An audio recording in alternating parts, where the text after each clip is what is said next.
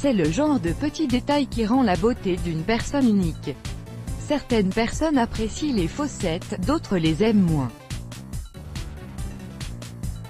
Quoi qu'il en soit, ce petit creux sur les joues ou le menton révèle bien des choses sur la personnalité, alors que certaines la voient comme une imperfection du menton et semblent la détester pour l'aspect qu'elle donne au visage, d'autres vont jusqu'à s'ancrer en ayant recours à une intervention chirurgicale.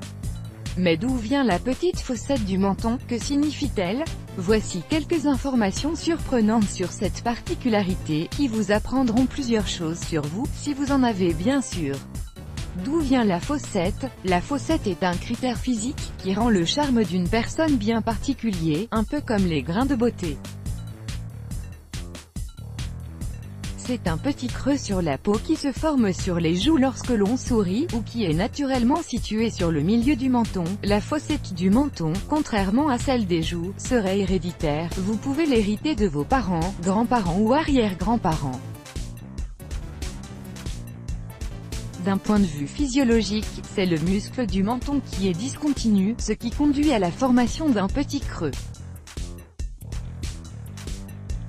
Cette petite fossette révèle plusieurs facettes de la personnalité. Si vous en avez et que vous ne l'aimez pas, vous risquez de changer d'avis car les personnes qui en ont sont des personnes très intéressantes à tout point de vue. Des tas de gens vous envient et rêveraient d'avoir cette petite fossette qui vous complexe. Plusieurs stars dont Sandra Bullock, Russell Crowe, ou encore Jessica Simpson en ont et elle fait leur singularité.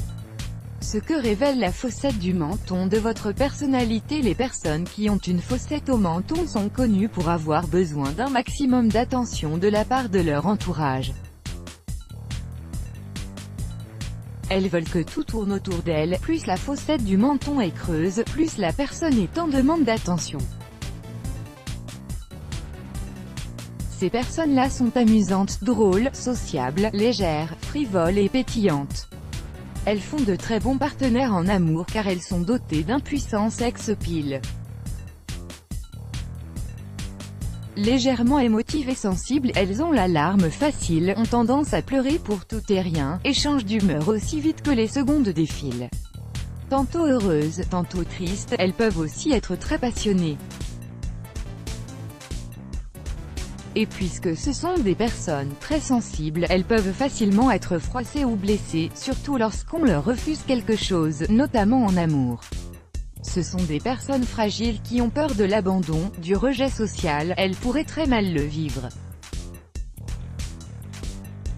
Elles ont besoin qu'on leur témoigne de l'intérêt en permanence, de l'affection et qu'on les rassure. Mais parfois, ce besoin d'assurance peut vite se transformer en addiction affective. Enfin, ce sont des personnes très gourmandes en rapport sexuel. Elles ont la capacité d'allier amour physique et sentiment, ce qui les rend très attachées à leur partenaire. Let's block ADS. Why?